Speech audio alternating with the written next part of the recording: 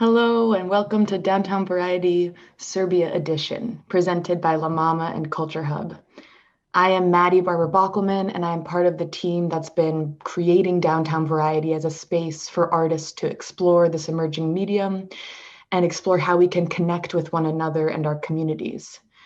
Downtown Variety has been sort of a lifeline for MaMa and CultureHub. It was created out of necessity when we did our first edition on March 20th, 2020, when New York's physical theaters went dark. Now, as we've been stuck in our homes and countries for close to a year, Downtown Variety is again evolving to push against this cultural isolation. In 2021, we're going international. Tonight marks our second edition where we are partnering with an international curator who has gathered a group of artists together in their part of the world. Last month we were in Brazil, and this month we are in Serbia. And MaMa's connection to Serbia runs deep. Touring performances, collaborations, and cultural exchanges spanning decades have helped to shape MaMa's legacy and our worldview. Now with CultureHub, we are working with Eho Collective and artists in Serbia to see how we can use these emerging online platforms to develop and grow this relationship, to create online and in-person layers of collaboration and artistic exchange. Many of the artists you will see tonight will be having a US debut of sorts, or they'll be premiering new work that has not yet been seen in the States. And how exciting it is that this work by Serbian artists is not only reaching New York, but is reaching audiences from all over the country and the globe. And it is so meaningful to be able to look outside of our country, our divided country, and to see how artists in other parts of the world are responding and creating. So I am very lucky to be joined by Eho Collective, who have been curating and creating for this show. Ana Konstantinovic, who is a beloved member of the MaMa community, is joining us and will help guide us through this afternoon or evening of performances. So Ana. Hey, good Yay. evening. We are so happy to be here. We are crazy excited and thrilled. and all the beautiful words you can imagine that I can say here. And yeah, we are just overwhelmed with feelings. And as you said, all these things about our connections with Serbia and MaMa, it all just brings a lot of things in our hearts and minds. So yeah, we're very happy to be here. Yay. So for maybe our Serbian audience, do you want to share a little bit in Serbian? Okay, so maybe the best thing is to just speak briefly in Serbian about Downtown Variety. Dakle, Downtown Variety je program koji su MaMa i CultureHub započeli u martu 2020. Dakle, nastoje usled pandemije kao način da se umetnici izbore za svoj prostor i za prostor rada i da iskoriste digitalne alate na najbolje mogući način da razviju svoje prakse. U ovoj godini Downtown Variety postaje internacionalan, pa je tako prošlog meseca bilo izdanje posvećeno Brazilu, a ovog meseca je to izdanje posvećeno Srbiji. Večeras ćete vidjeti niz performansa umetnika koji rade u najrazličitijim oblastima i disciplinama, od audio-video performansa, drag performansa, lutkarstva i mnogih drugih. So I think our Serbian audiences now maybe understand a bit better what they're about to experience tonight. And yeah, maybe I can just start telling actually what we'll be seeing now. So in the first part of the evening, we're going to see 4 performances in the beginning. One is kind of presentation performance lecture, interesting format called IV, you will see. Then we have In Him We Trust, performance by Ivana Ivković, durational performance that we're gonna see multiple times during the evening. Mirage Intro by Doppelganger Duo, and Mirror Glaze by Echo Animato Collective. So that will be the beginning. Beautiful. Shall we? Yeah. Let's go.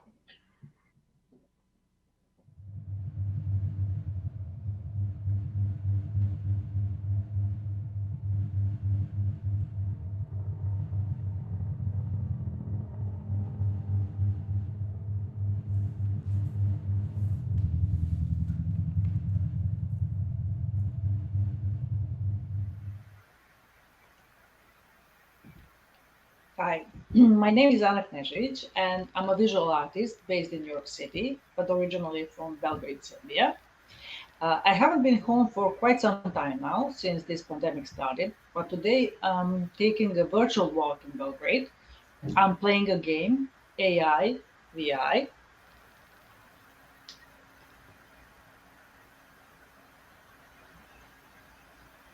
And a chatbot called Lab is asking me to pick a numeric code. Okay, I will pick the second one.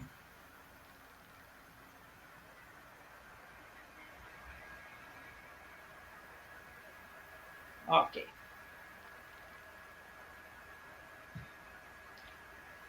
Look, wow, he's pointing me to my university. Okay, we'll take this line from here to here, there. Okay.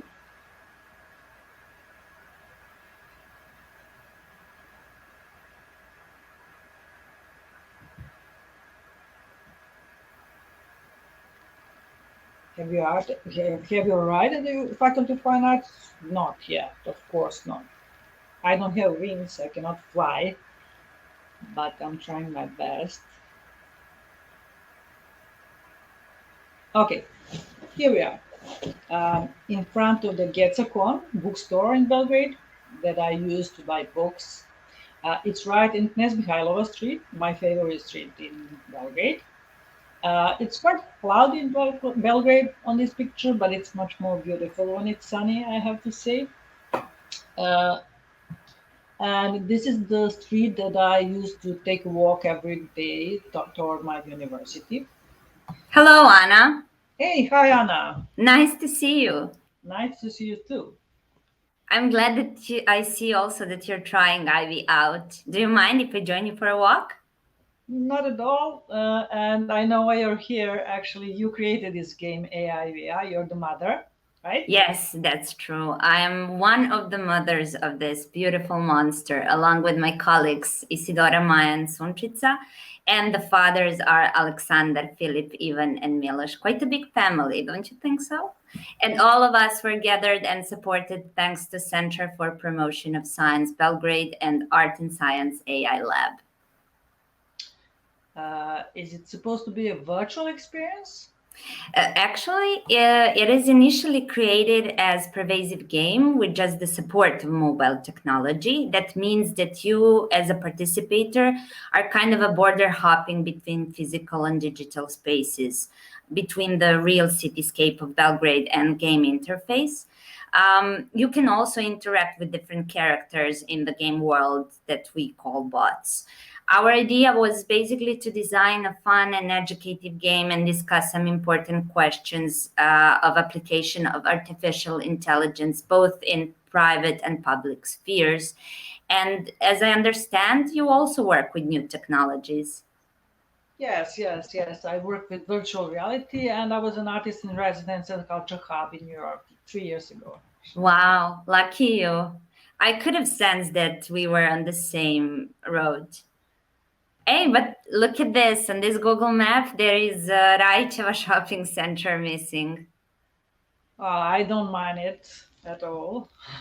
I don't miss it, actually. That it's missing, I don't mind. Well, to be honest, I don't miss it either. But it's kind of interesting that in this particular case, the technology is kind of behind the real time.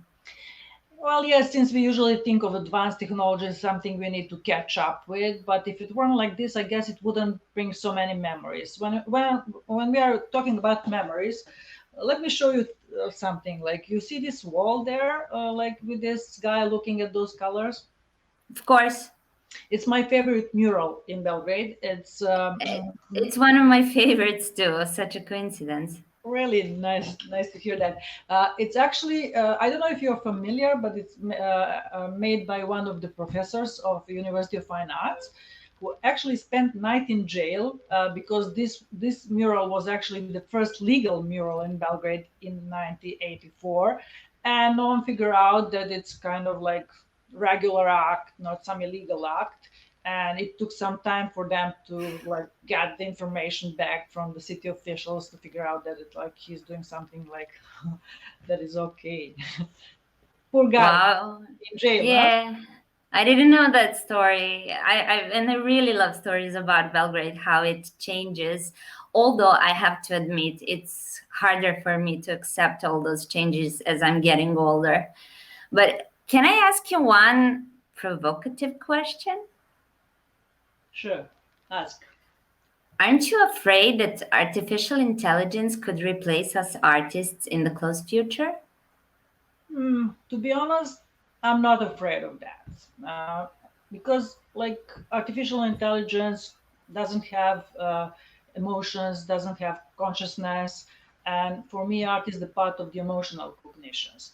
So, but if I think like if you ask me like 10 years ago, if you told me that I will be working with virtual reality, I would think that like that can never happen.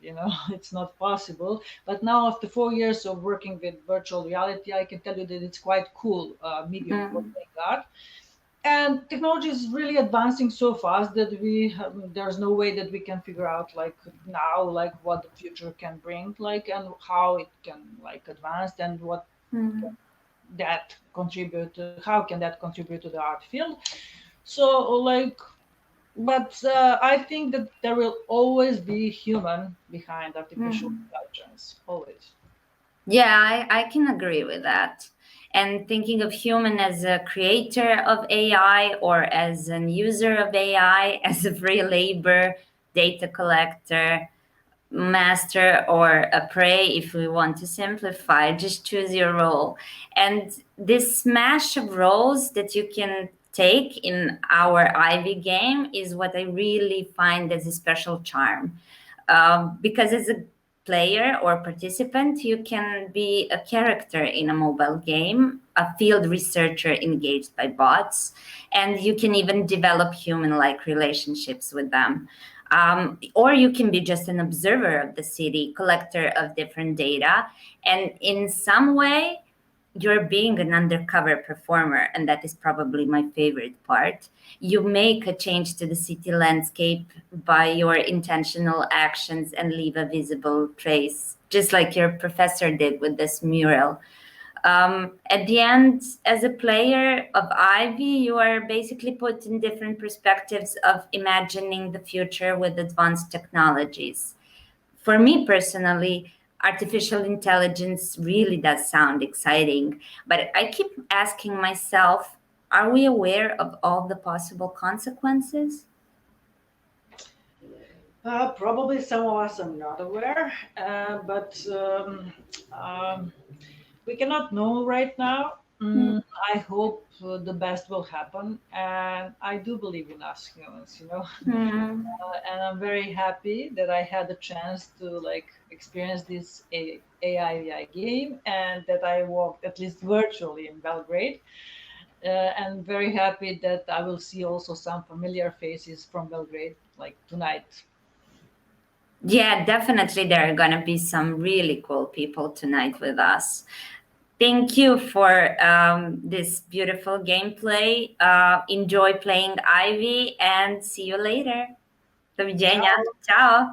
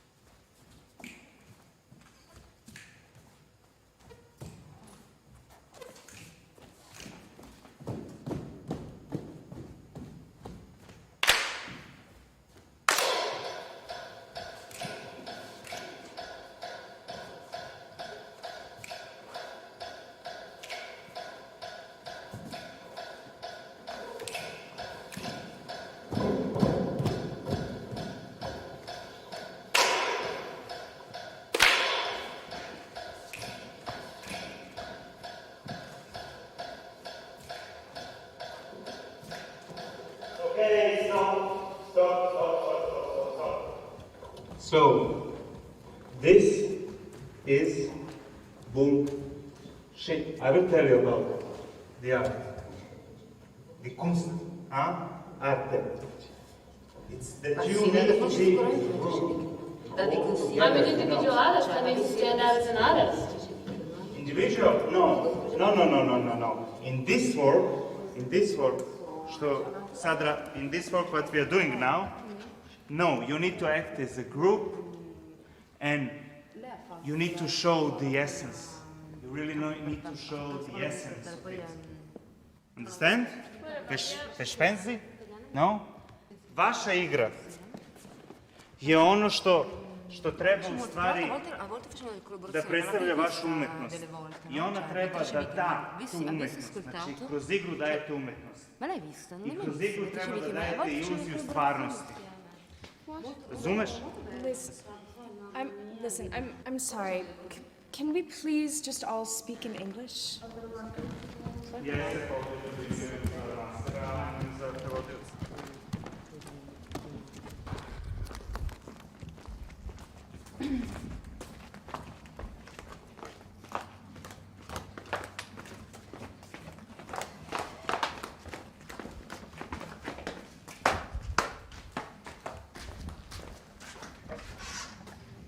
Olivia, what's wrong?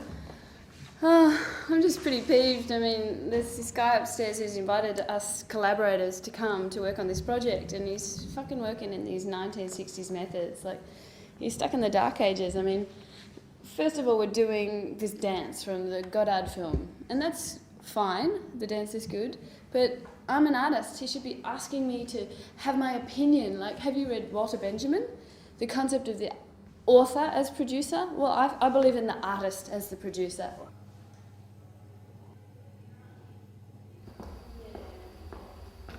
Scheiß Jugoslaw, ich hab keine Lust mehr auf den Typen. Der regt mich echt so auf. Diese ganze Scheiße, die wir machen im Unterricht. Ich hab. How's it going? Oh, nicht gut.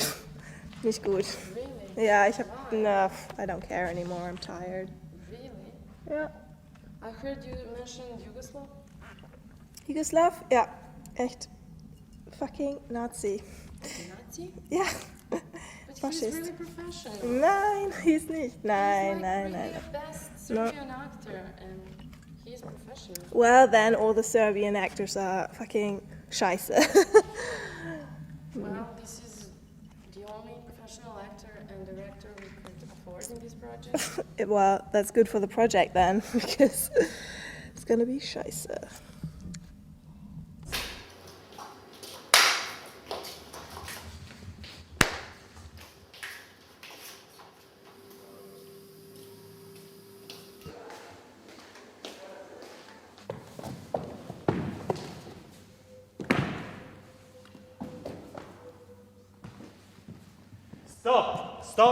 Stop, again, stop. What is this? This is absurd. Absurd.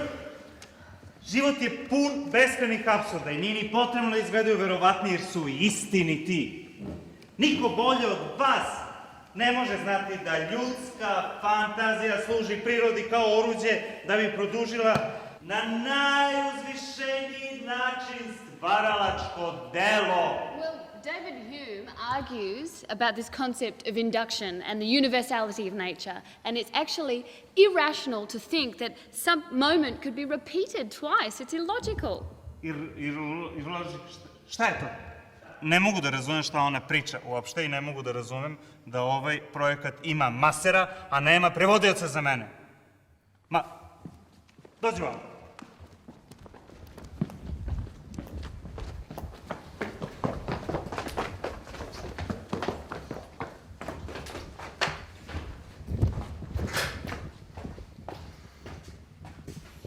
Znači, pukao sam, ja ne mogu više ovako, ja nemam više živaca, ja ne znam u životu, nisam se toliko potresao nego sad, ja ne mogu više ovo da radim.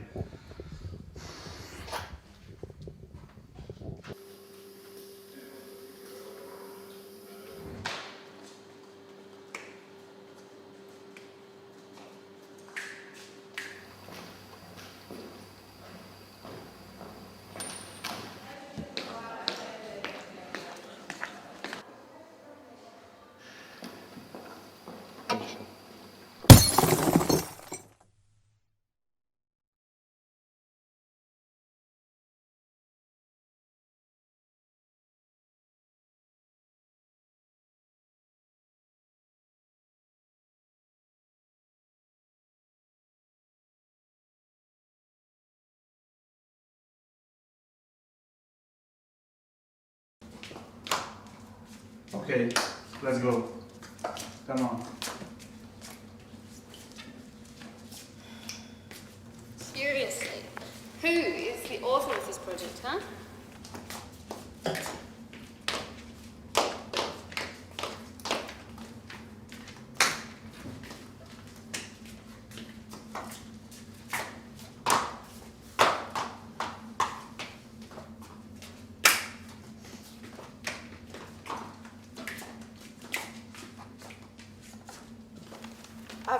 I really don't know. I mean, I don't know if it's this Arschloch faschistischer Director or the fucking walking mute camera.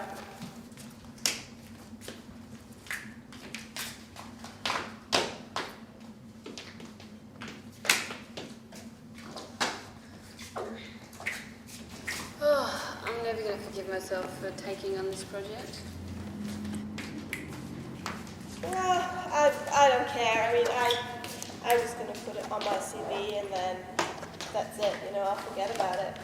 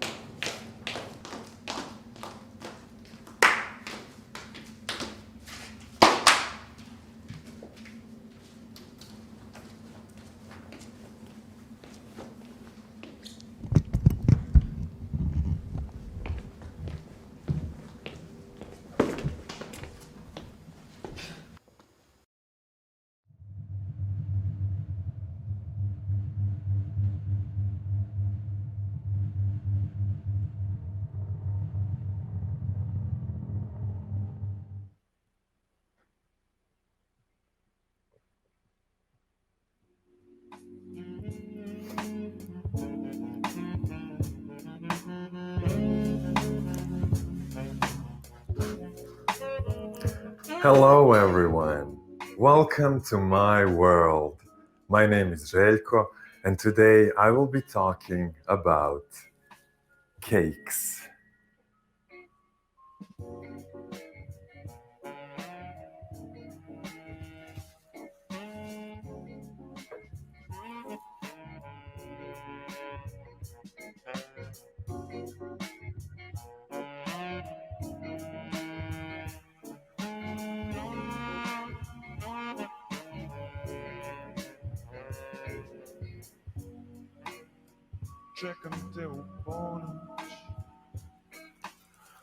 A petroleum blue shiny glaze in a thick gush descends onto a perfectly round cake of an unknown composition of ingredients. White glaze is enriched with red and blue lines, looking for a moment like a colonial flag. But in the following moment, a long palette knife coated in yellow slides over the surface, destroying the elegant tricolor. Any color can be used, any combination created. You can see your reflection in the shiny surfaces of the cakes.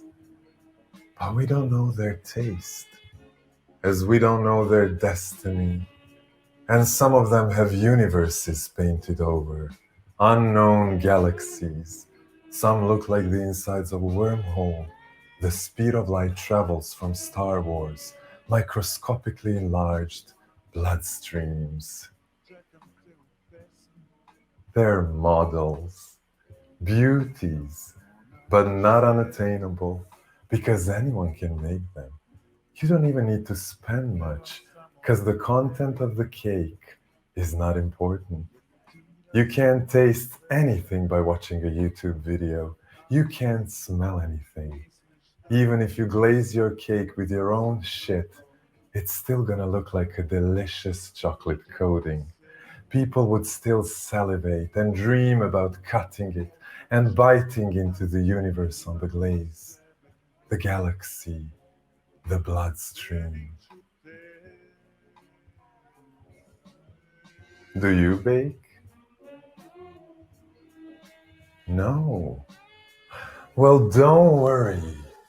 We like the lookers, the observers. Just sit back and enjoy, 'cause we are the true food porn, 'cause we are sexy and gorgeous, and we are here just for you. Well, you don't need to do anything, but you can do whatever you want. Look, there are thousands of hours of us posted on YouTube. Look at us. Aren't we just perfect?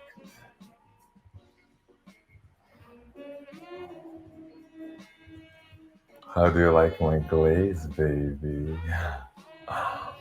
Look at this shape.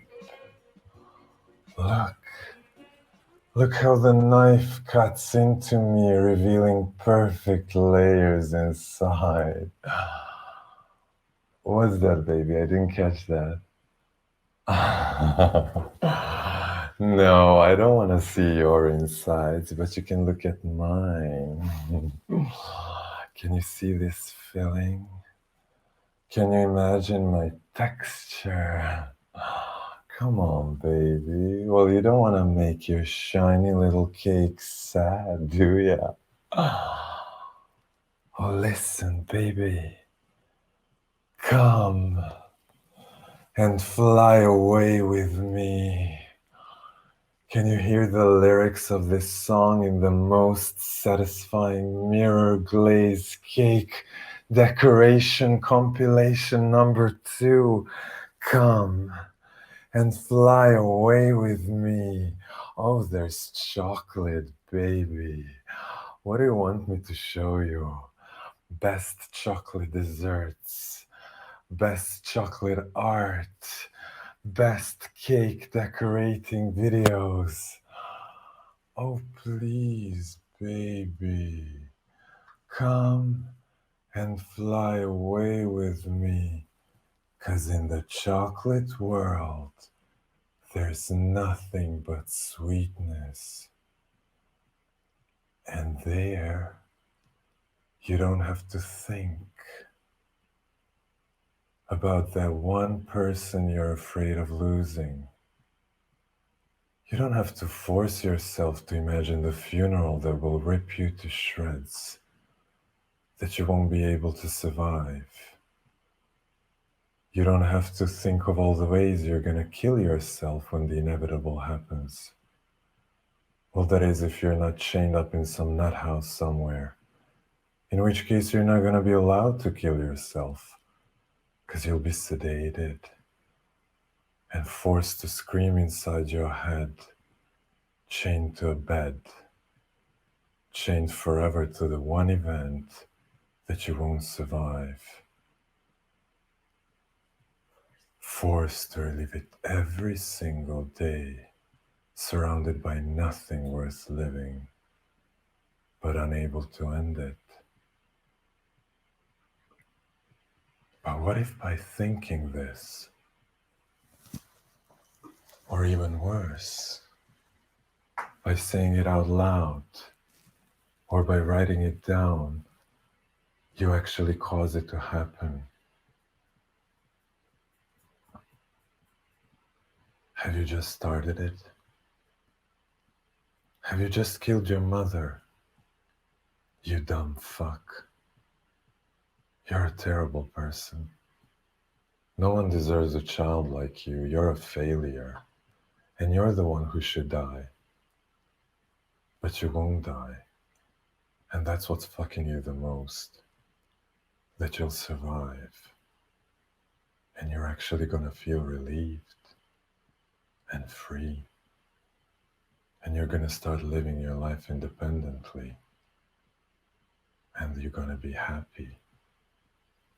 You selfish fuck.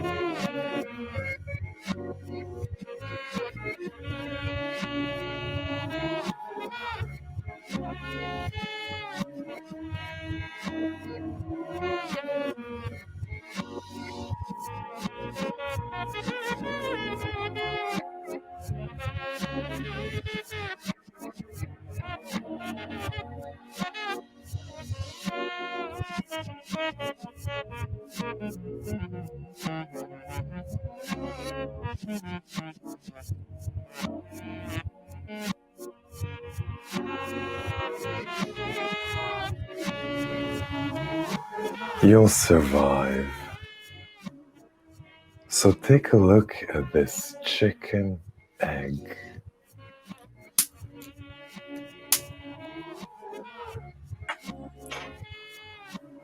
And look, when it breaks, it reveals that it's not an egg, but that in fact it's an eggshell filled with chocolate.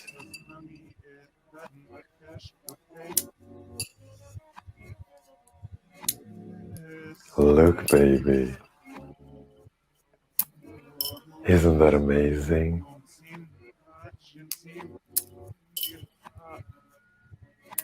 It must taste wonderful.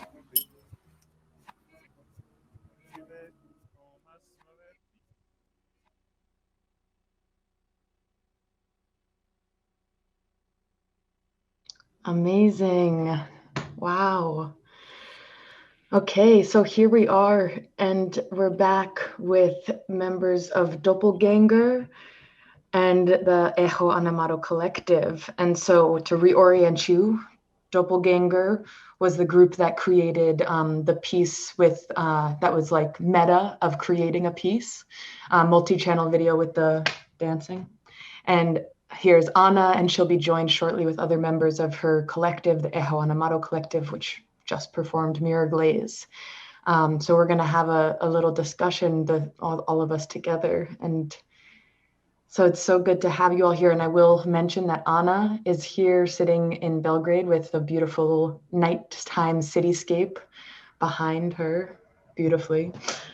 So hello. Hi. Hello. Hello, Boško and Isidora, while I'm waiting for other members to come by. It was really nice to see this work, in a bit different form than it was originally created. But I really like this, connection between performing arts that we are all somehow part of, and this look into ourselves and the way we create, or maybe not create. It was really nice for us also in the thematical style and also in the visual things. Okay, guys, they're here, so slowly we are gathering. So Željko, Maksimović, and Tamara, and Maria, we are all here in a small frame. So yeah, maybe we can start talking with Boško and Isidora first because we saw that first. So can you tell us something about how the work was created and how do you see it now in 2021? Yeah, it's the work we done in 2008, but actually it was a continuation of work that we actually done in 2006. So the whole project of Mirage was actually interested in this identity concept, cultural identity concept, and media manipulation, and that's why we were using a video in connection to theater and live performance. And since it was in 2008, it was really retro technology. But yes, somehow I think we made the point in both live performances, and that we actually managed to manipulate viewers and actually give them kind of awareness of manipulation that was taking place. And I don't know, now I think when we watch it, because of the preparation for this event, beside that is, yes, technology that is not used anymore maybe, but the idea of this power structure and identity, the concept, I think they still stands on, and they are very, very in right now, I would say. I don't know. Yes, we had the open call for artists to join us in this piece. But we had interesting questionnaire for them, because we never asked, we didn't want to know anything about them, especially about their opinions and thoughts and their CVs. And we just have questionnaires that included some ethical questions, like ethical dilemmas. And that was very power structure on which we decided actually not who will enter, but it was randomly. I mean, not too many people arrived, but they were also confused they were arriving in a sense they didn't know actually what they would expect. So it was very funny experience and very mixed, let's say, documentary and fiction. So we still have mixed emotions about it, but it was nice experiment. Yeah, it definitely gave me the reality television vibes at some point. In Serbia at that time, 2006, 7, and 8. Yeah, I was watching a lot of it then. And I totally see, I mean, I was cracking up when I was watching it because it's so familiar, so much of it. Just the things the director is shouting and all of those characters is so amazing. And unfortunately or unfortunately, I don't know. Yeah, we also all empathize with that. You know, it's like, we can get that totally. Yeah. Cool. Yeah. So, in some way, this is kind of, you were exploring the performing arts in this, like, but you mostly work in, like, let's say, visual field, and it's very quote-like, and we are kind of performing artists, all of us, and somehow jumping into the visual field. So I think that's really also an interesting combination for these two pieces in a row. Seeing them in a row, it's fun.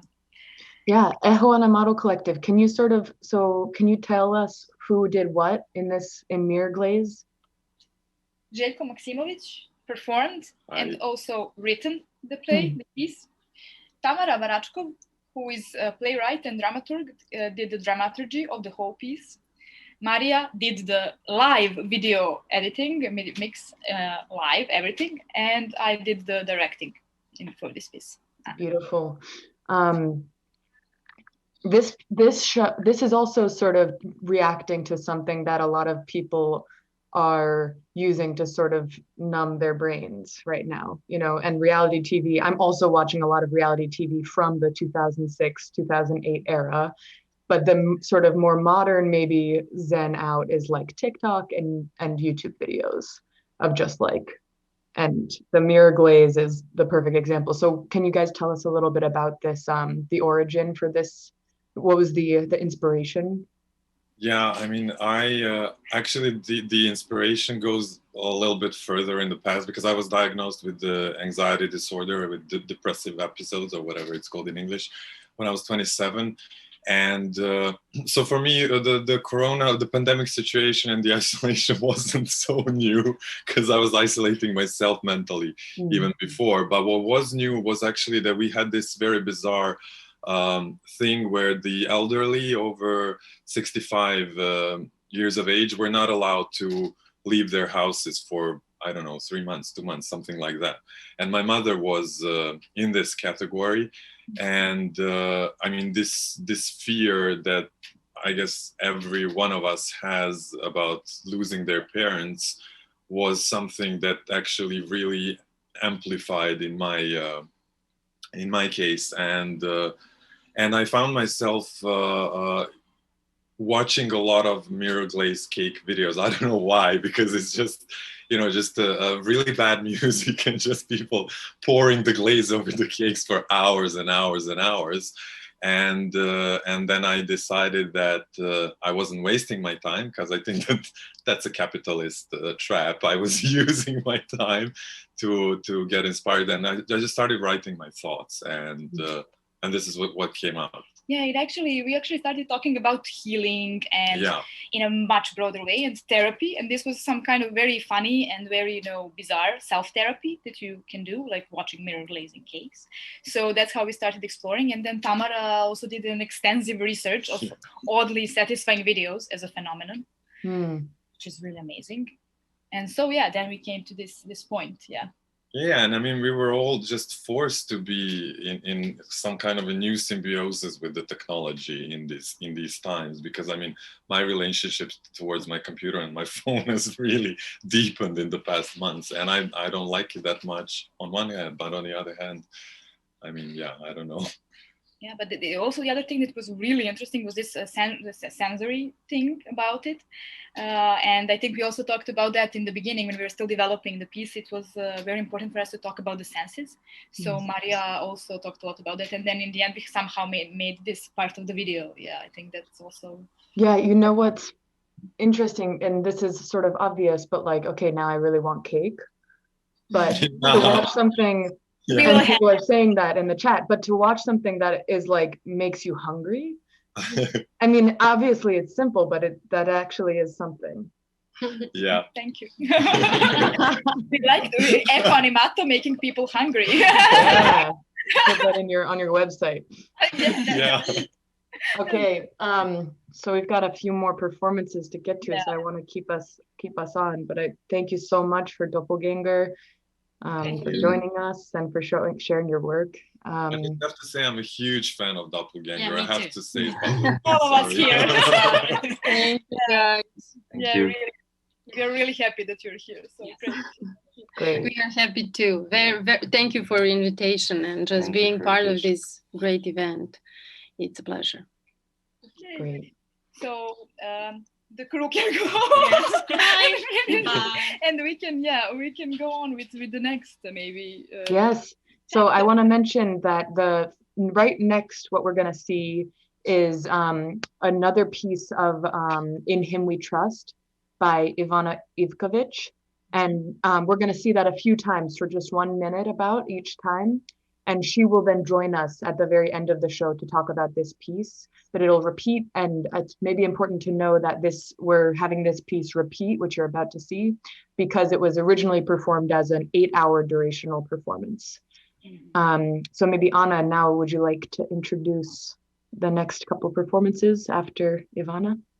Yeah, of course. So now we're entering a second chapter. So the second chapter will be the puppet performance by Sandra Mikac, with a funny title that you will read.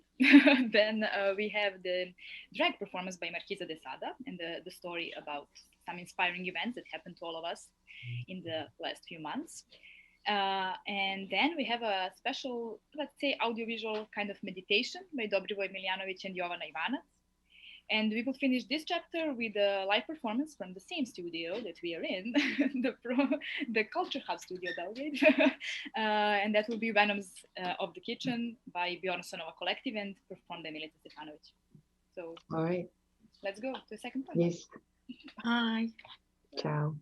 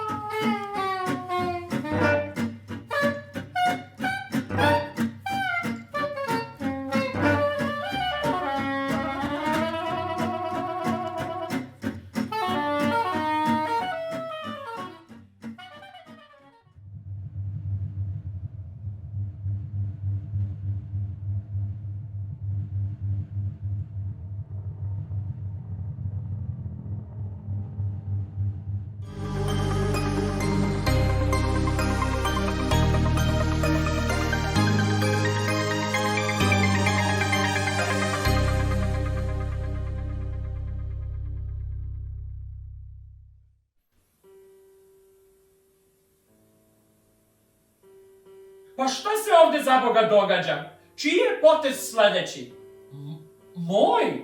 Ne. Silno grešiš tvoje. Garantujem ti. Ne, insistiraš? Ne dolazi u obzir. Ja ne mogu da verujem. Ova igra mi se uopšte ne dopada. Evo, iskeca u dvojku. Molim? Ja ne znam da igram šah. Pa kako se usuđuješ? Odvratno. Đerolije moje, dobar dan. Evo me, ponovo sam ovde u izolaciji, samostana, s ovim pričama koje pišem samo za vas. Nemojte li uzeti za zlo, ali ovaj incident koji se upravo dogodio sa osobom koju vi ne vidite, a ja vidim, nije ništa. Verujte mi, jedna sasvim uobičajena šala, jedan nesporazum između dva prijatelja koji igraju neku zabavnu igru. Elem, rekla bih da treba da se vratimo pričama koje su deo projekta Queer Respirator koji realizujem sa Zedom Zeldićem Zedom i Dekadencom. Pa da počnemo.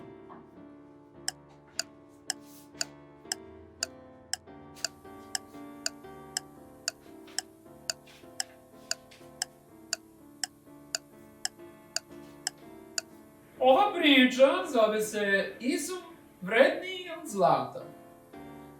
Daleko na jugu žive jedan siromah, koji je bio toliko siromašan da je morao danima da korača po livadama i šumama kako bi pronašao što god jestivo, te prehranio 3 ćerke sa kojima je živeo skladno u povećoj kući na rubu grada.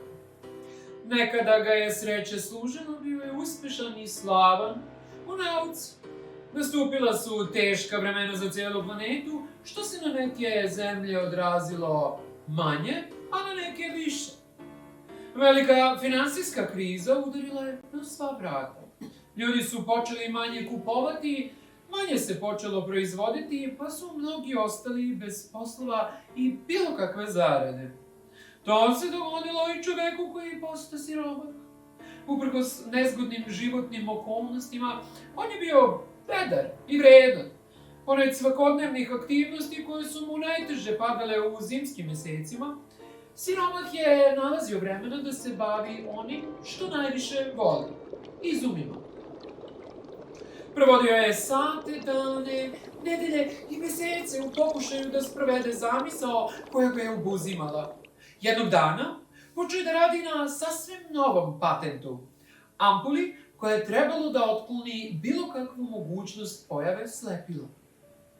Poput neke strašne bolesti, to slepilo je dominiralo planetom, haralo je uzduž i popreko, izazivajući masovnu histeriju, požare, izlivanje nafte u okeane i mora, saobraćajne nesreće, paljenje šuma i istrebljenje životinja. Niko nije mogao da utvrdi o čemu je tačno reč, koji je uzrok ove pošasti, jer nauka nije niti mogla doći do izražaja od profita oličenog u megalomanskim spektaklima koje su ljudi smatrali važnijim za razvoj civilizacije. Elem, u takvoj situaciji, siromah je iznalazio načina da ostane fokusiran na ono što radi najbolje, ali nije imao sredstava za dalji rad na ampuli usled nedostatka novca. Danima je razmišljao kako da zaradi toliko novca, ali on to jednostavno nije znao, niti je umeo. Otud odluči da se obrati kralju države na jugu u kojoj je živeo i od njega zatraži kredit kako bi priveo kraju svoj izum, pomogao čovečanstvu i obezbedio svojim ćerkama i sebi sigurni život u svakom mogućem smislu. Nakon nekoliko molbi raznim ministarstvima, siromah je bio prinuđen da zamoli neki od svojih nekadašnjih kolega koji su ostali uticajni da posreduju i kralj ga je posle nekoliko meseci zaista i primio. Sredovečni vladar bio je gord, neuk i nemaran prema svojim podanicima. Siromah je to znao, ali zbog snažne želje da stane na put tom strašnom slepilu, uloži velike napore da objasni važnost ampule i neophodnost novca kako bi se ona proizvela. Kralj ga pogleda nezainteresovano i reče mu: Ja pojma nemam ko si ti, ali kada te vidim tako jadnog u tim ritama i s pogledom ranjenog jagnjeta, sažalim se. Kredit će ti biti odobren, ali moraš i ti meni dati nešto za uzvrat pre nego što pođeš na misiju. Siromah se sasvim zbuni, pa upita kralja. Vaša milosti, ne razumemo kakvoj misija reč. Kralj mu odgovori odsečno. Strogo poverljiva informacija koju imaju sve nacije ovog sveta jeste da je uzrok ovog slepila te strahovitih migracija koje sve remete zapravo strašna neman zvana Covidara. Levićen hibrid nešto između životinje i mašine. Tvrde da je nepovredivo. Siromah preglede i reče, ali ja sam samo siromašni naučnik, nisam ratnik, ne znam ništa o voljevanju, kamoli sam nemani. Kralj se grohotom nasmeje i odgovori,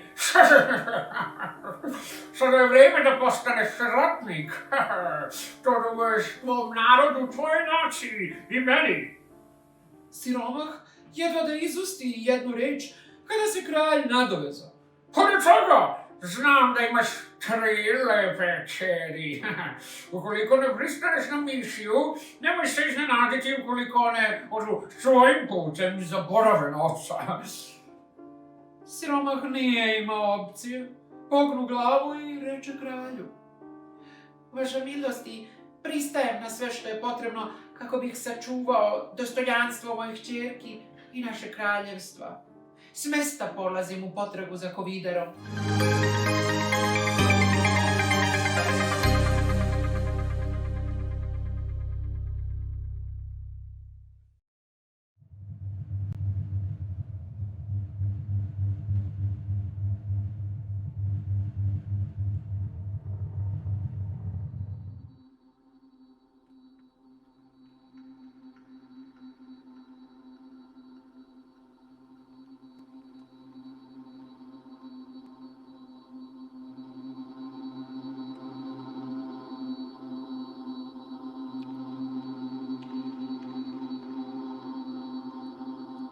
It's time. Time for words again. So they can get out. Because they've been through my neurons so many times. I already know them by heart. I want them to keep traveling. Somewhere that's out of me.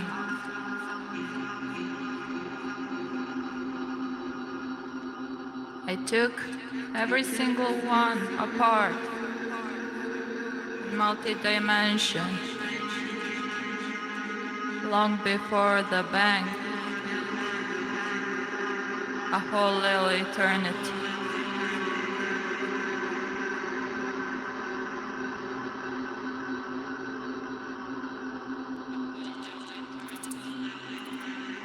How many zeros before we reach the truth about the origin?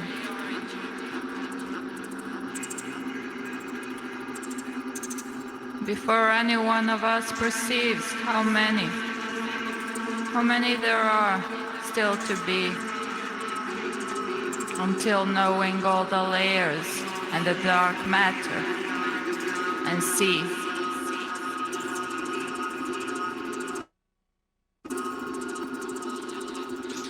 And who and what can hear our thoughts? Are they thieves?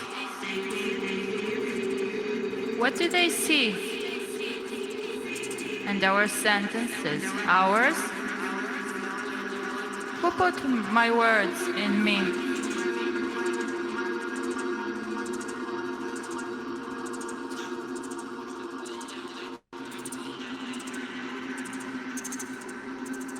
Sometimes I remember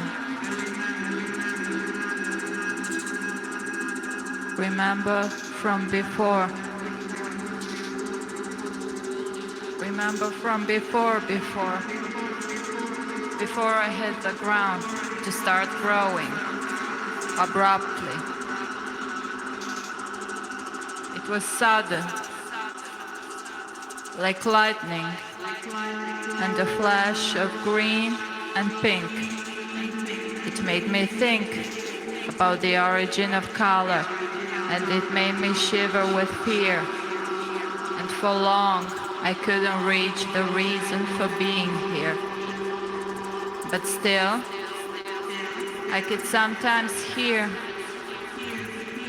someone was sending me signals not to forget my world, my starry neighborhood. Invisible, invisible, not to forget, invisible.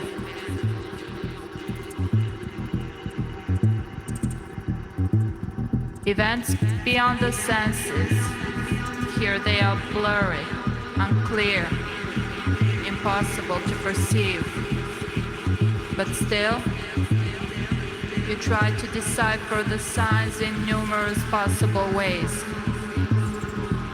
And you crave to find the cause of the waves, so you swim through the matter of strings colored silver and black.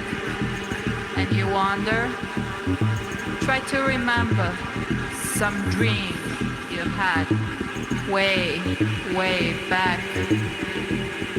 And if you're lucky, sometimes you will remember that they are there,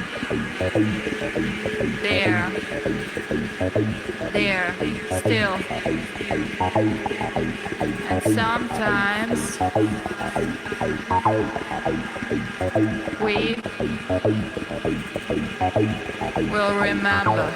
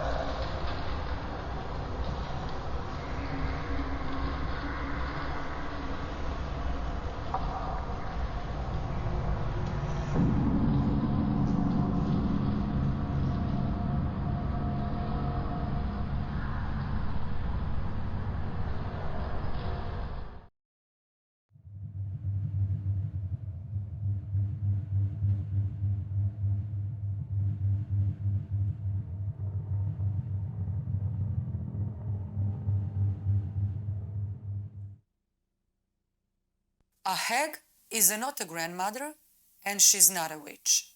She doesn't have a set of loving grandchildren, or a comfortable rocking chair on her porch, or the gift of using magic. The grandmother is old and sick, and then she dies.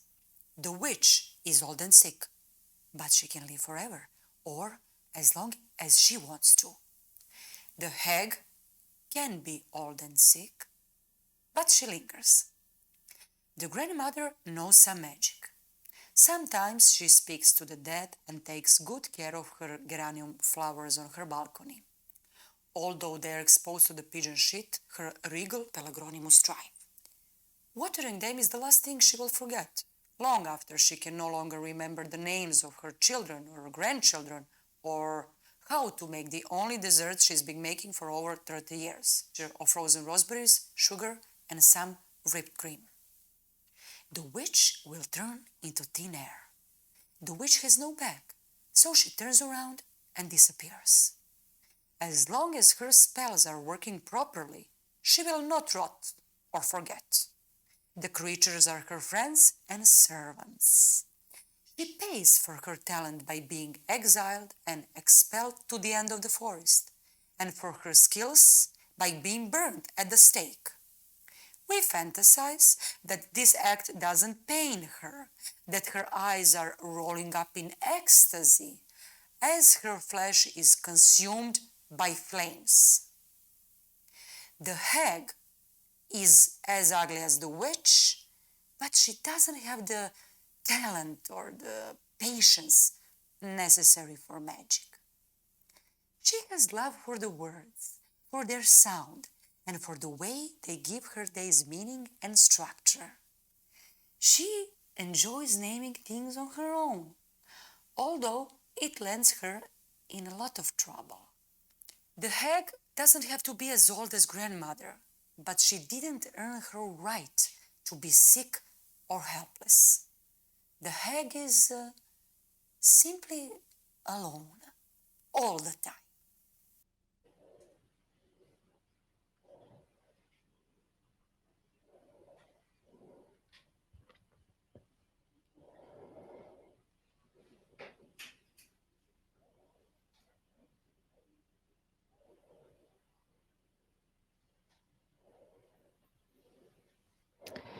Imperator Endometriosa is a comic book superheroine. Her endometriosis, as a mutation or consequence of radiation, is a transgenerational hereditary condition superpower, one that gains in strength and develops over the course of one's life. Endometriosa is both several centuries old, as a reincarnation of all her great-great-grandmothers, and at the same time, a young woman in the height of her reproductive powers, which she neither will nor could use for gestation. Endometriosa hosts a summer school in self-defense by means of uterine tissues that roams freely around the entire body and beyond the body, across the universe. That should significantly reduce the number of rapes and non-consensual sexual contacts. Today we see her in the episode 8, Back into Grandmother, Back into Pain, or the episode featuring ricin and other poisons. The episode wherein we learn that even with superpowers, things are not always rosy, that with great power comes great responsibility, that finally, physical pain, it's not easy to endure. Imperator Endometriosa can't always bear the pain caused by her endometriotic uterus that keeps both of her ovaries constantly inflamed, her entire pelvis in a sort of inflammation that clogs up her fallopian tubes and keeps them glued together. And then she remembers her grandmother, again her, back into pain, back into that originally endometriotic uterus, back and back and back into it. In this episode, Imperator Endometriosa meets Beyoncé, who tells her about her similar experiences and skills and recipes for self-healing, which she inherited from her grandmother. Beyoncé tells Imperator Endometriosa, "Grandmother, the alchemist, you spun gold out of this hard life." Beyoncé alludes to the fairy tale Rumpelstiltskin, and that spinning has always been une affaire de femme, Every woman should choose her own spindle. Some would get pricked by it and fell into a long sleep, or a long trial to prove there was no consent. Some would spin straw into gold, while others, like our imperator Endometriosa, would spin whatever food they gorged on, all the contaminated water they drink, all the smoke they inhaled, all the milk they sucked out of their mother into a solid, floating endometrium.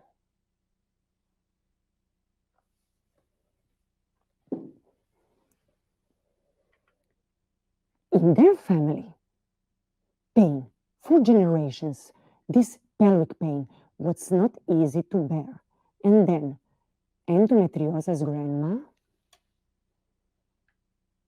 passed the recipe to Endometriosa's mom, who passed it down to Endometriosa, another one of her alchemist witchcraft secrets. Rice oil.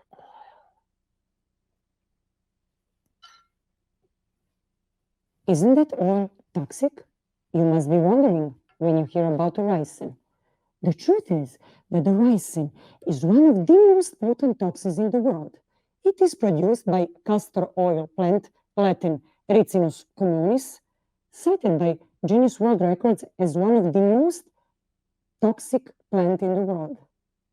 But Endometriosa's grandma discovered the antidote, because castor oil is not at all toxic, but in fact quite good for you. So, you soak a piece of sterile gauze into the ricin poison. You place the gauze on your lower belly, swollen from endometriosis. You cover the gauze with a piece of aluminum foil, and I put a hot water bottle on top of the foil. It's not simple, this whole thing. It stings, it stains your bedding, skin, fingers, floor, everything around it. But you've got to do what you've got to do. In the final scene, Endometriosa is fucking around and swallows a little bit of arsenic too. She uses as homeopathic medicine, to which Beyonce responds. You discover the antidote in your own kitchen. If this episode has a moral, it would go something like this. Poison is not far from medicine. Lack of consent from sexual arousal, grandmother from mother, mother from imperator Endometriosa, imperator Endometriosa from her uterus, wherefrom she extracts, twists, winds, and spins her endometrium.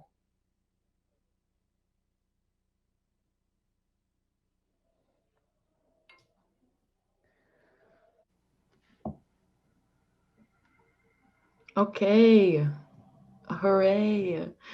So now we have folks from Venoms in the Kitchen joining us, and from the previous performance joining us. So everybody can unmute. Hello.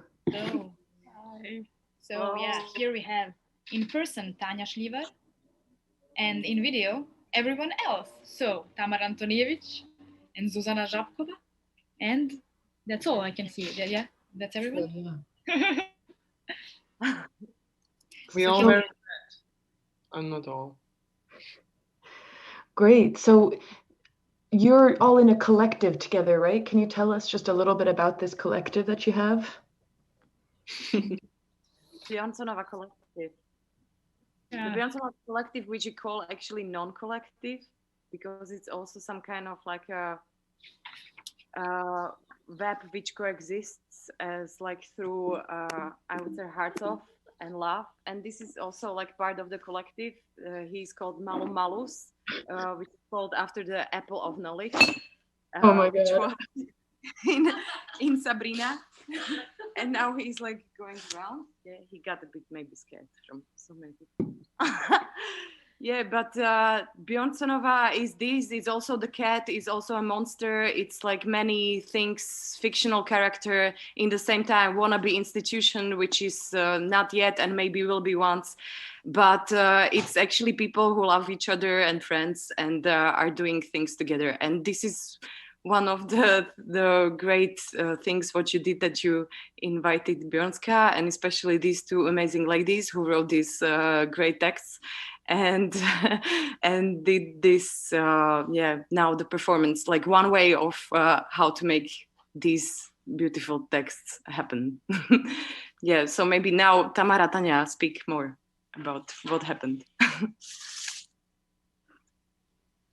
Yeah, okay.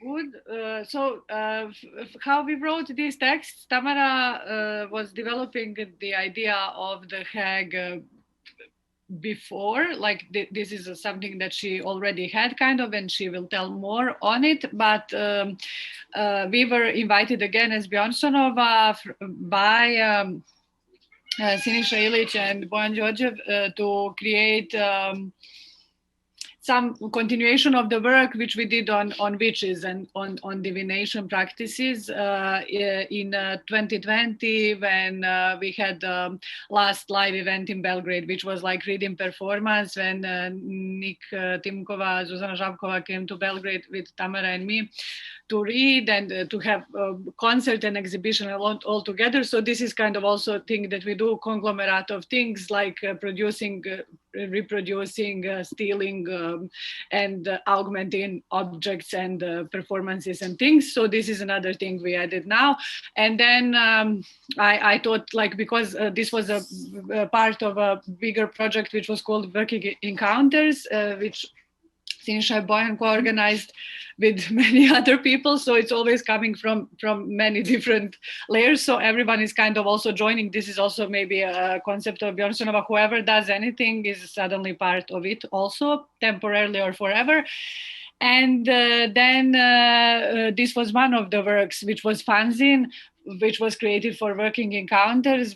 Tamara and me wrote texts, Žuži did illustrations, Katarina Popović did graphic design of magazine, and now we also had reading, which we did not do ourselves, and now we had second online reading. This is maybe this is quite interesting, you know, the way that this collective actually works, non-collective works, and the way that what you said about people becoming the part of it. So yeah, it was cool, and we kind of used everything that you guys produced, a bit of everything in this small performance that Milica had right now.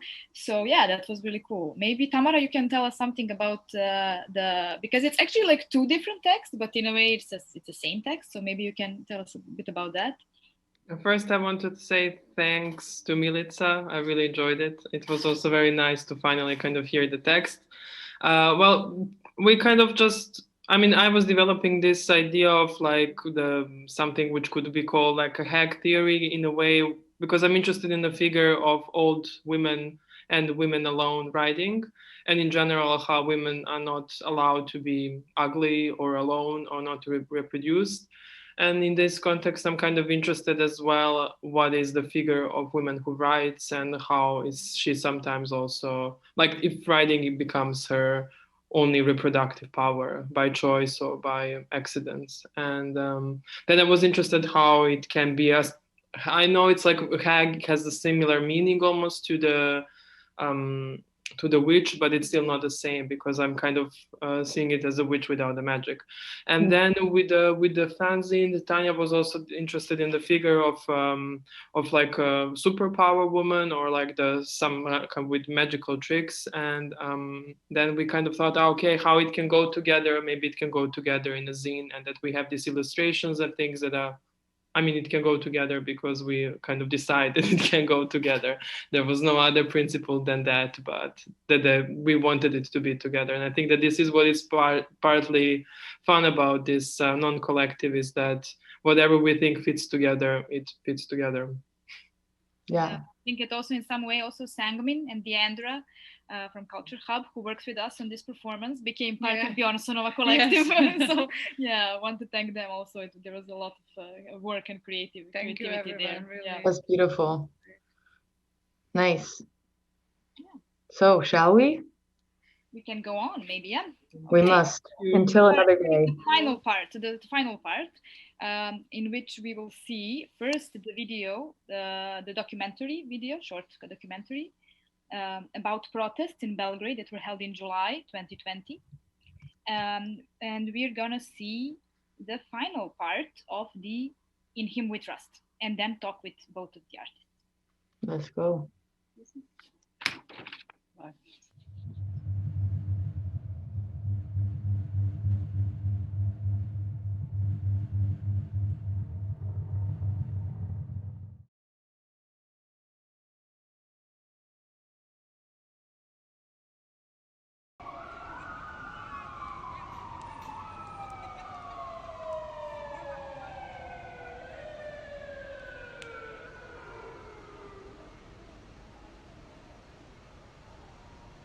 Milošića govore da će da padne, nije verovao pao je. Završio u Hagu zato sam jak. I ovome kažem pašće.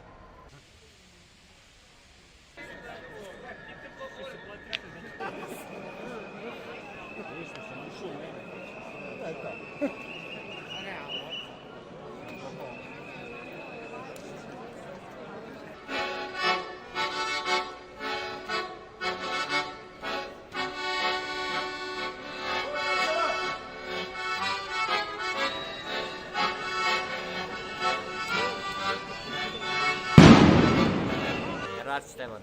Jel znate koje je poreklo tog imena? Pa ja sam Mađar, a Rac na mađarskom znači Srbin. Pišto. Rac znači Srbin, kao iz Raške. Da. To znači. Znači Steva Rac. Jel, koja je bila pesma koju ste svirali? Neka tamo, dobro. A šta vi mislite o ovim sad što se dešava protestima? Pa ne znam šta da kažem. Vi svirate pa svirate. Pa veselim narod, šta više da kažem. To je jako važno. Teškom trenucima čovjek malo razveseli, tako da šta drugo može kazati. Politiku se ne mešam, to mi je jedino prihod, od toga živim, tako da kome se dopadne muzika.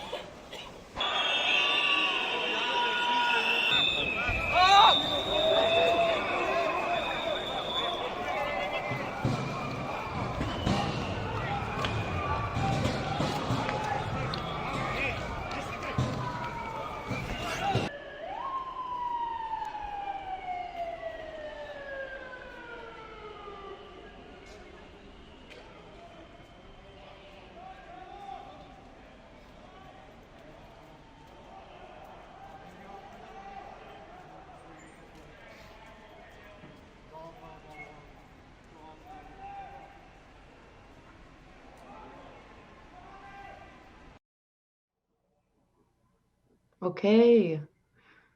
So Anna and Maki, we have you both here to talk about what we just saw. Yeah, so Maki is here in front of Visual Anthropology Center in this case, and she does many other things, but in this case, this is her role.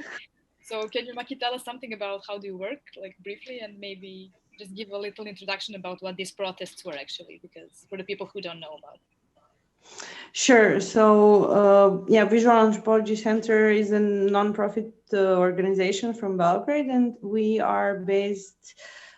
So we are an interdisciplinary organization, interdisciplinary team that is focused both on artistic and documentary production, as well as education in the fields of visual anthropology, which means that we are using digital tools that are today pretty much on disposal to everybody to educate people, mostly young people, how to document and treat reality in order to better understand it a bit better, and in order sometimes even to bring some change to their communities or whatever is their own goals. And we try to do it in our own community. And we are based in Belgrade. So that is why most of our documentary work and artistic work is connected to Belgrade. And these protests that you are talking about happened in July. Yes. Yeah. July. And so from outside, and we understood it very well because we are very well connected with all the people who worked with us from all over the world, from all continents. And we kind of spoke to them about what did they hear about the protests in Belgrade and what was, if there was at all, the media picture and coverage of it, because in Serbia we know quite well how biased media can be and how difficult it is to spread the word of the people who are actually participating in certain social events, right, to especially abroad, but also to people from other cities. Is there somebody who wants to Well, I'm wondering, can you tell us a little bit about what these protests were actually about? Yeah, I'm trying to slowly get there. Yeah. It's complex. From outside it kind of looked like, so that's what I was introing to, like to this, especially to these people whom we reached out to. They kind of looked like an anti-measures protest for corona measures, and that it was also kind of the picture that the government who they were directed against tried to send also to people in Serbia who were only hearing about the protests from the media. And so it is true that the measures triggered the protests. So reintroduction of certain unpopular measures, which included like 78 hours of not being able to exit your flat or whatever to go out to the street. So very strict restriction of movement was one of these measures. But the fact was that actually these protests weren't just about that, and that is what you could really feel from the street and hopefully also from the film, that they were also like an outburst of accumulated anger and rage, which accumulated over a long period of time in this place, which was pretty much unchanneled and undirected. And that is why the protests end, like all these kind of protests which are pretty, so to say, spontaneous. And in like when this valve gets unleashed and the rage is out, then the protests were also out, although they accomplished what they were initially against. And now our government is one of the most liberal concerning the measures against the coronavirus, which is maybe not the outcome that we all wanted. But anyway, so you could really see that these measures, or this like trigger that they that initiated the protest, what was interesting about it was that all kinds of different people went together to the street. And that couldn't have been accomplished if there was somebody organizing the protest, because when somebody is organizing a protest, then there is always somebody who morally and ethically disagrees with this person or organization or whatever. And in this case, it was really fascinating that literally everybody from people with small children over like far right to leftists, to just like hipsters, I don't know, older people, everybody was there together and everybody was protesting together, especially in the beginning.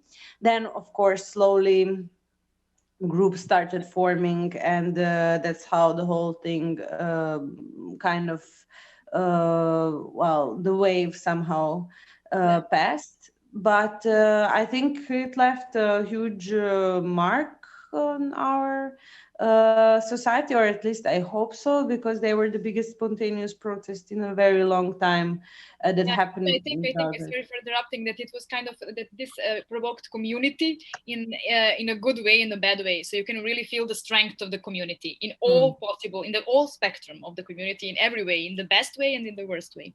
Yeah.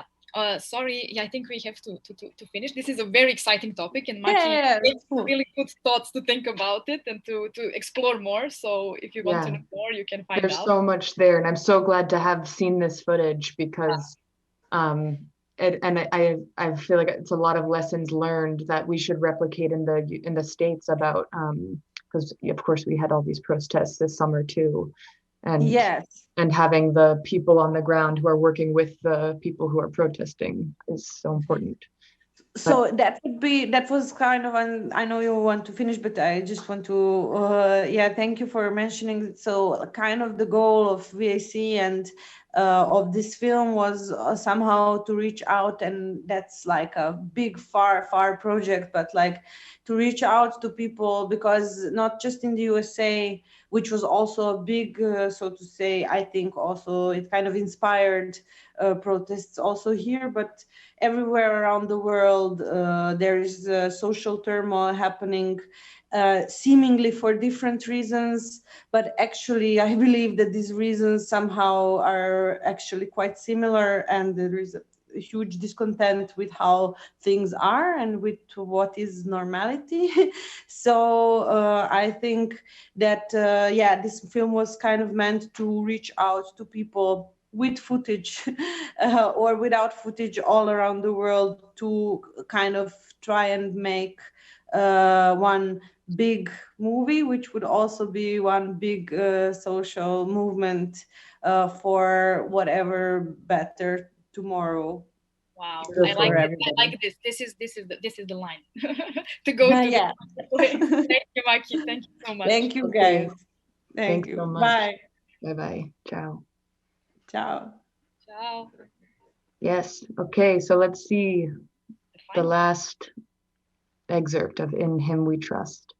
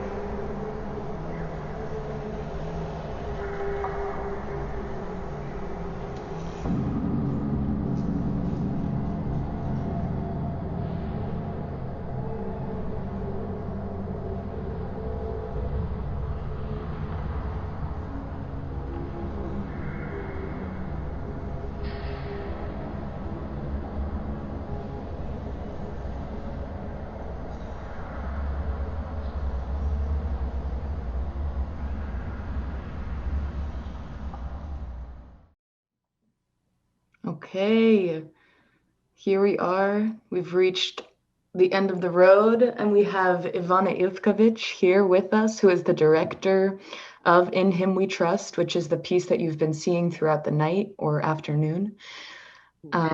So it's so great to have you here. And we have Jelko here as well, because he was one of the men in this piece, which is very exciting.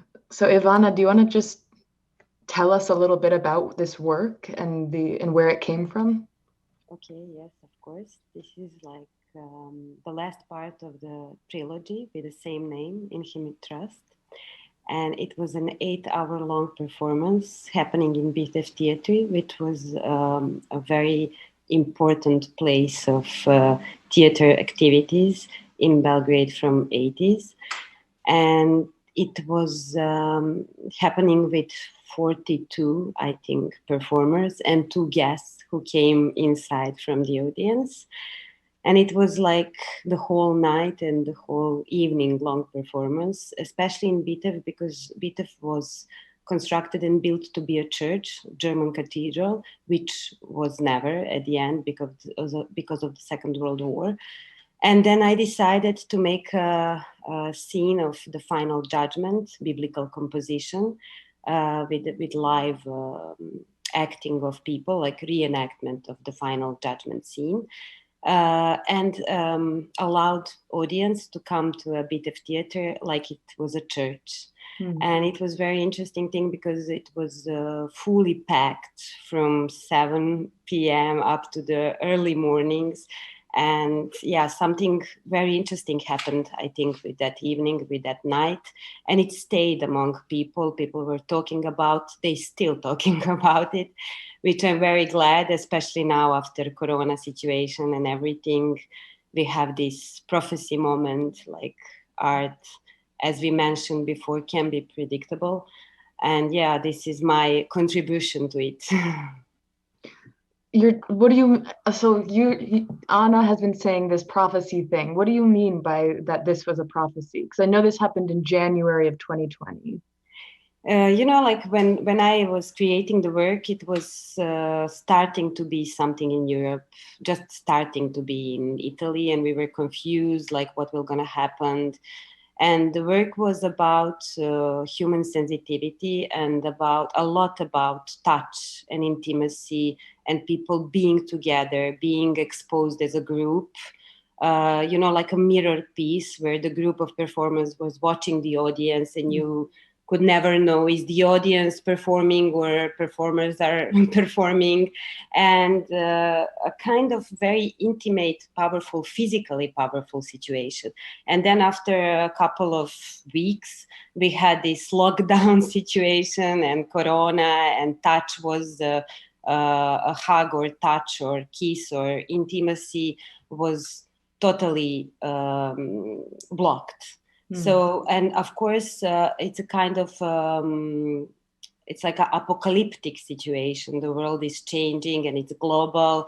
And this scene of final judgment, of course, is about apocalypse, like happening and dividing the people from the group to a group, which is constantly, I would say, actual question in any time of world history. But we don't have so much and so often situation which is globally catastrophic like pandemic is. Yeah. Jelko, what was it like to be one tiny human being in that space for 8 hours? 1/40 piece of it. I mean, for me, it was my first durational performance because I'm a theater actor. So I did one performance with Ivana before, but it was not a durational performance. And I was scared that I won't be able to hold there for 8 hours. But actually it was quite meditational because the audience was reacting in so many different ways. But that evening, like a completely new community actually was created in Belgrade. And what I think is also important, I was quite concerned about the fact that the performers, all of us came from very, very diverse and different social groups. So there were artists, performance artists, but there were also like football supporters or these people like who wouldn't normally be put in the same circumstances as us. Also trans men were participating there, and it was very bizarre that like this performance actually showed that the cohabitation of all these different social groups was actually quite possible if we were all brought together to just spend 8 hours. Yeah, in a beautiful, together. beautiful setting with beautiful music and in a beautiful, the whole concept was just amazing. The aesthetics, which was just really like powerful and spiritual. I was just an audience there, and you can really feel it. And I can still remember this feeling. I was going in and out, and I really hope that we could give the audience this idea of going in and out. That this piece is actually very, very long, and that you carry it around. And yeah, I really totally agree with this. That the whole new community being formed that evening. Thank you, guys. What's also very fascinating is Ivana's, she has this very, very unique ability to make so many men trust her. And we are, we are a Balkan country, patriarchal society still. And for me, it was very, very, very unique and very important. Trust me, and being naked in the same time, which is it's like a naked trust. And what you told me earlier is you had one rehearsal, right? Yeah. Those pieces that I'm working with men, especially with men, are really built on trust, because we are having only one rehearsal, and it's more life than theater. I mean, I just ask them. I'm telling them what is the context about, because and somehow I'm trying to tell them that they can count on me. I mean, to believe in my own idea and that we are creating it together. I mean, it's like a teamwork. And all those varieties of people are important because they are showing the variety of sensibility in masculine identities. And for me, from my female perspective, I'm really working to understand the otherness that way. So it's really honest in a way. It's my try to understand what is the other side, and in the same time to understand my own identity as a female person. But I'm really glad that they said their impressions, because I think it was something for Belgrade. We changed for a couple of hours atmosphere in the city, and it was important for me, who I'm Belgradian, and it's my place, and I would like the city to be more open and to try to, those communication between different groups. It's not so often, and that evening was special because of that. Yeah. Beautiful. I'm so glad to know this piece and know your work. Thank you. Thank you so much for joining us tonight and sharing. Okay. Thank you for inviting me. Thank you, Jelko and Anna, especially. Okay, everybody, that is our show. So thanks to all of these incredible artists who have joined us tonight and shared their work spanning all sorts of mediums and practices and styles in Serbia. Thank you to the artists for joining us and creating these performances. Big shout out to our technical team, Deandra Anthony, Sangmin Che, and Jean Garcia. Moment. And a big, big thank you to everyone at Ejo Anamaro Collective who worked to gather all of these artists and create this show. We are in the process of working with Ejo Anamaro to create more collaborations, and we are hoping that we will be able to do something in person in Belgrade soon. Next month, we will be bringing you another special edition of Downtown Variety curated by the Seoul Institute of the Arts, CultureHub's founding partner. And that will be Downtown Variety Korea Edition. So that's March 26th. Thank you all. I feel so full being connected to all of you in Serbia and all of you watching around the world. So see you next time.